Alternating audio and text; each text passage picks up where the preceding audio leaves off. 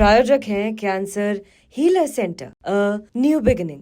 और उस बीच इस वक्त की एक और सबसे बड़ी खबर का रुख कर रहे हैं। अभी यूक्रेन पर बहुत बड़ा हमला हुआ है और यूक्रेन में एक के बाद एक 30 धमाके सुने गए हैं। आपको बता दें, क्रिवोरोड में रूस की भीषण ड्रोन स्ट्राइक की ये तस्वीरें भी सामने आई है। शहर में चारों ओर विध्वंस की तस्वीरें सामने आ रही हैं, जिससे साफ है कि एक बार फिर से किस तरीके से हमलों को अंजाम दिया गया है। ये अब से थोड़ी देर पहले आपको बता दें, यूक्रेन पर एक बड़े हमले को अंजाम दिया गया है, उसकी तस्वीर है। और एक के बाद एक 30 धमाके सुने गए हैं। बड़ी खबर यह है कि क्रिवोरोड रूस की यहां पर ड्रोन स्ट्राइक हुई है, जिसके बाद विध्वंस की यह तस्वीर सामने आई।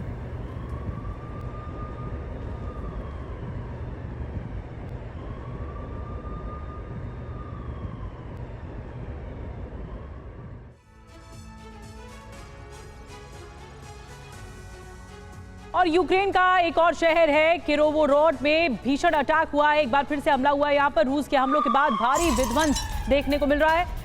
किरोवोरोड में चारों तरफ तबाही की तस्वीरें देखिए तस्वीरें भी हम आप तक पहुंचा रहे हैं कि किस तरह आगजनी हुई है यहाँ पर। और उसके बाद एक बड़ा धमाका होता है, धुएं का काला गुबार देख रहे हैं आसमान की ओर उड़ता हुआ। लोगों में दहशत है। एक और शहर जो इस वक्त रूस के निशाने पर है।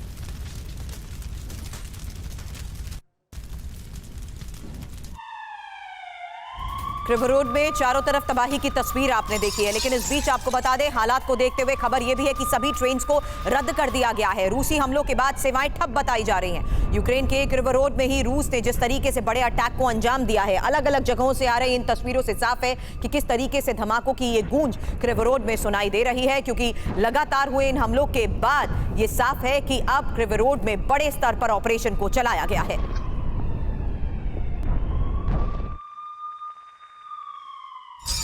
लेकिन इस बीच एक और बड़ी खबर है कि ट्रंप मध्यस्थता कर रहे हैं लगातार। ट्रंप ने पहले पुतिन से बात की है, उसके बाद जेलेंस्की से बात की है। ट्रंप ने जेलेंस्की से फोन पर बात की है। यूक्रेन जंग पर 1 घंटे तक ये पूरी वार्ता चली है। ट्रंप ने जेलेंस्की को पुतिन की सारी शर्तों की जानकारी भी दी है और जेलेंस्की ने कहा है कि बातचीत सकारात्मक और सार्थक हुई है।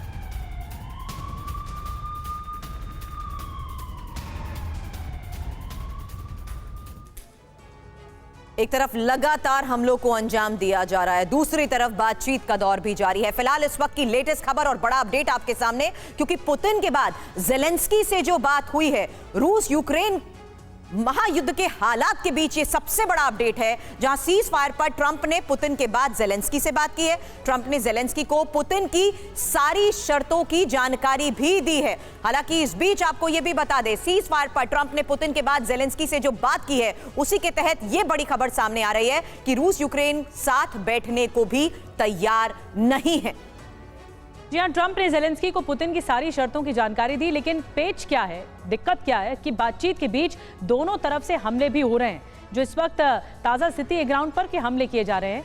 दूसरी तरफ रूस कब्जे वाली जमीन को छोड़ने के लिए तैयार नहीं है, ये ट्रंप कह रहे हैं और ये जेलेंस्की को कह रहे हैं डंके की चोट पर। लेकिन इसी वजह से ही पेच फंसा हुआ है सीज फायर का कि दोनों देशों ने अपनी अपनी कंडीशंस, अपनी अपनी शर्तें रख दी हैं, जिसके वजह से मामला जो है अटकता हुआ दिखाई दे रहा है। जेलेंस्की ने कहा है कि युद्ध विराम पर बातचीत सकारात्मक थी, ये तो उन्होंने कहा कि पॉजिटिव है, लेकिन जेलेंस्की रूस की शर्त मानने को तैयार नहीं है। तो मामला जो है वो आगे कैसे बढ़ेगा, अब सवाल ये खड़ा होता है।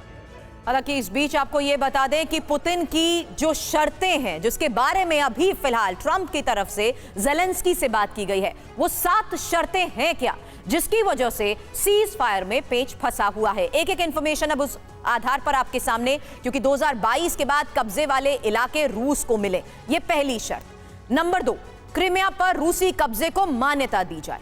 नंबर 3, नीपर नदी के पूर्वी तट तक रूस का कब्जा। और नंबर 4, ज़ेपोरिज़िया पावर प्लांट पर रूसी कब्जा रहेगा।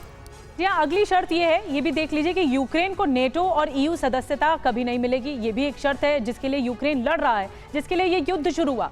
अगली शर्त नंबर 6, यूक्रेन को हथियारों की सप्लाई पर पाबंदी रहेगी। ये भी एक शर्त है कि यूएस की तरफ से क्लियर नहीं होगा।